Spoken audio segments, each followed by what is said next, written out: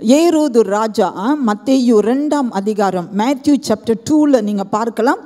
இயேசு எப்படியாக பிறக்கும் பொழுது பெத்லகேமில் அவர் பிறக்கிறத செய்தியை நட்சத்திரம் மூலமாக தேவன் வெளிப்படுத்தினார்.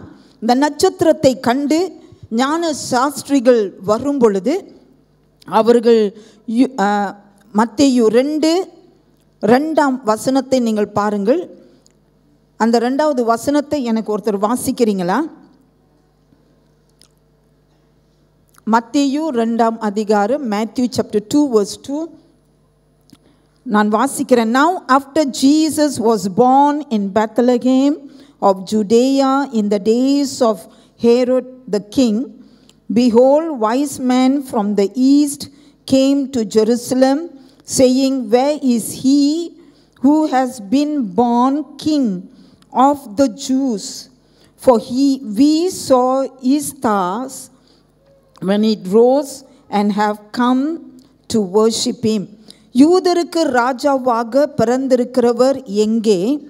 கிழக்கிலே அவருடைய நட்சத்திரங்களை கண்டு அவரை பணிந்து கொள்ள வந்தோம் என்றார்கள். யூதருக்கு ராஜாவாக பிறந்திருக்கிறவர் எங்கே? ஐயா, நட்சத்திரத்தை பார்த்தாங்க த வைஸ் மேன், ஞான சாஸ்திரிகள். அவர்கள் இயேசுவின் பிறப்பையும் அவரை பார்த்து பணிந்து கொள்ளணுன்னு வராங்க.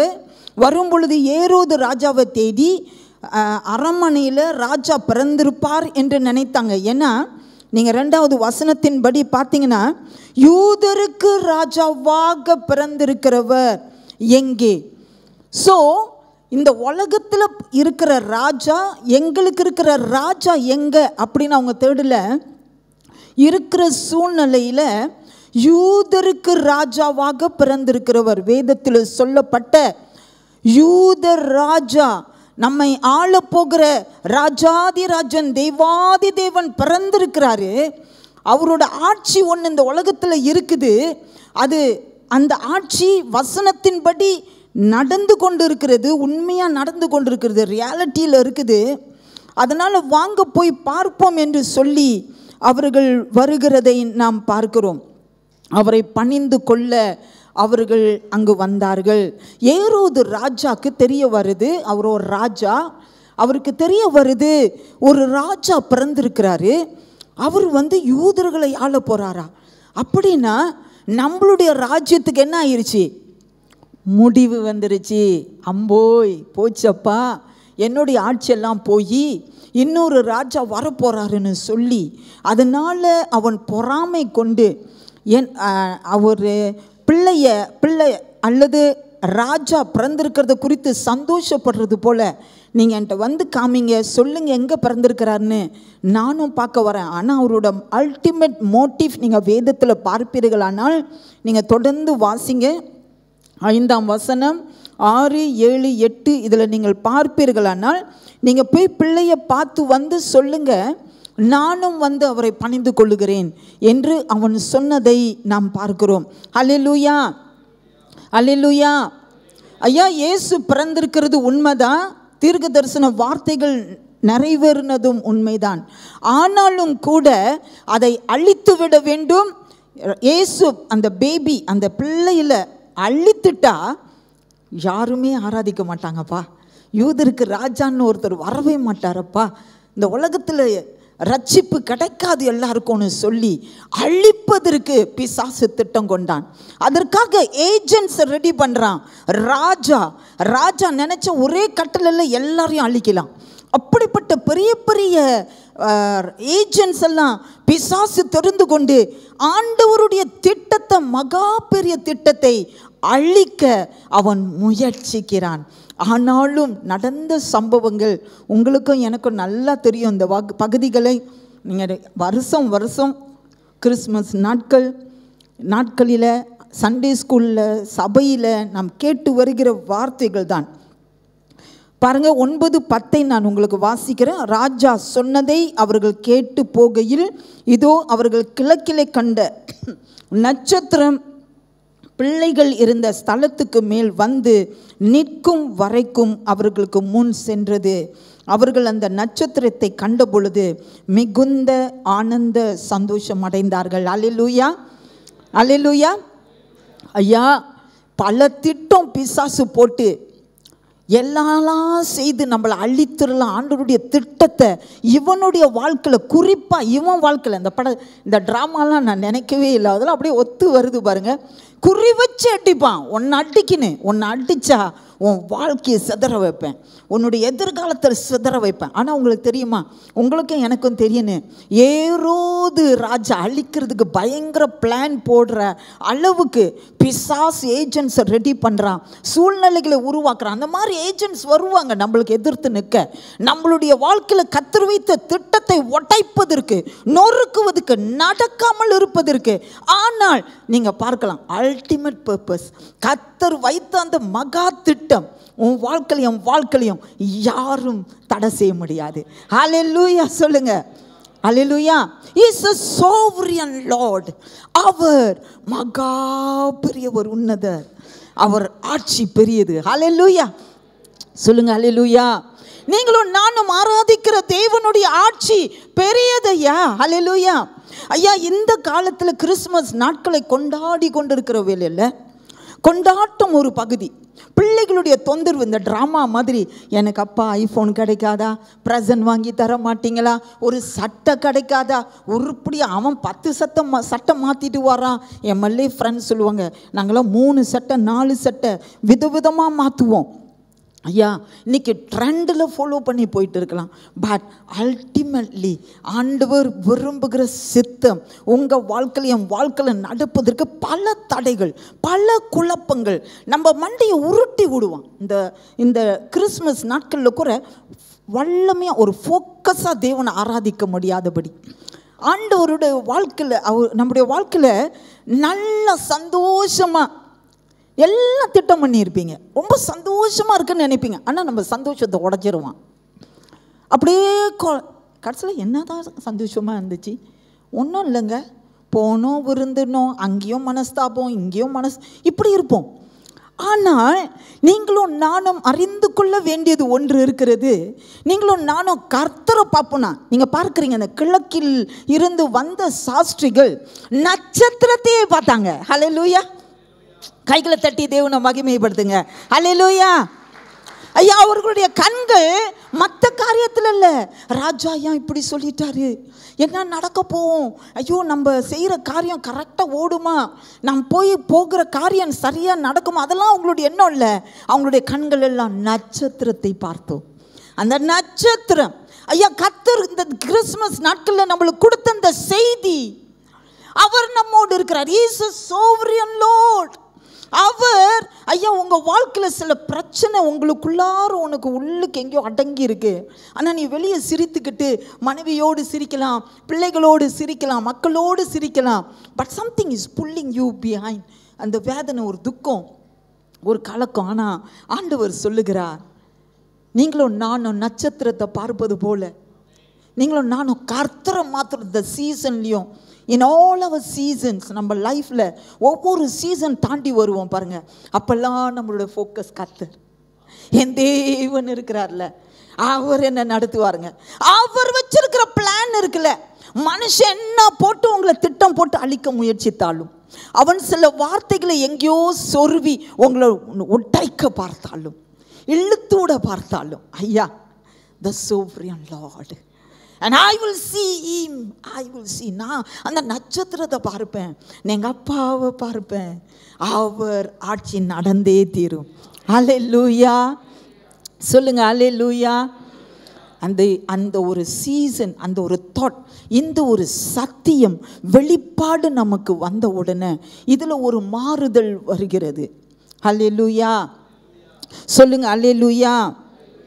ஸோ நீங்கள் பார்க்கலாம், நட்சத்திரம் அவங்களுக்கு ஒரு சந்தோஷத்தை கொண்டு வந்தது. ஹல்லேலூயா. ஹல்லேலூயா. வாங்க நம்ம வாசிப்போமா. ஐசாயா 6:9-6. ஏசாயா இங்கெல்லாம் நிறைய பயங்கர வேதத்தை வாசிக்கிற புலவர்கள் இருக்கிறீங்க. பாஸ்டர் சொன்னோன்னே வாசிக்கிற ஆள் இருக்கிறீங்க. ஏசாயா 9:6. உங்கள் நேரத்தை நான் எடுக்க விரும்பலை. ஒருத்தர் சத்தமாக வாசிக்கிறீங்களா? நமக்கு ஒரு பாலகன் பிறந்தார், நமக்கு ஒரு குமாரன் கொடுக்கப்பட்டார், கர்த்தத்துவம் அவர் தோளின் மேல் இருக்கும். அவர் நாமம் அதிசயமானவர், ஆலோசனை கர்த்தா, வல்லமையுள்ள தேவன், நித்திய பிதா, சமாதான பிரபு எனப்படும். ஆமென். அந்த வசனம் இங்கிலீஷில் சொல்லுது, for to us a child is born, to us a son is given, and the government shall be upon his shoulder. Hallelujah. கர்த்தத்துவம் அவர் மேலே. அந்த ஆட்சி இந்த உலகத்தில் நம்மளுடைய வாழ்க்கையின் சூழ்நிலையில், நம்ம குடும்ப சூழ்நிலையில் என்னதான் உங்களை கீழே இழுத்தாலும், உங்களை தடை பண்ணாலும், உங்களுக்கு ஒரு சோர்வை எதை காரியத்தை கொண்டு வந்தாலும், நீங்கள் அறிந்து கொள்ள வேண்டியது, அவருடைய தலையின் மேலே அந்த ஆட்சி இருக்கிறது. ஹல்லேலூயா. அவருடைய ஆட்சிக்குள்ளார நான் இருக்கிறேன் என்பதை நீங்கள் உணரும் பொழுது இருக்கிற போராட்டங்கள், பிரச்சனைகள் தானா கலண்டு ஓடும். ஹல்லேலூயா. இந்த பிரச்சனைகள் உண்டு சொல்ல சொல்ல இந்த பிரச்சனைகள் நம்மை மேற்கொள்ளும். ஆனால் கர்த்தருடைய ஆட்சி தான் மேல், அது என்னை ஜெயம் கொள்ளும். அவருடைய ஆட்சி மேலானது என்று நீங்களும் நானும் தேவ பிள்ளைகளாக இந்த கிறிஸ்துமஸ் சீசன் அறிந்து கொள்ளணும். சங்கீதம் 33:11 நாம் வாசித்து முடிக்க போகிறோம்.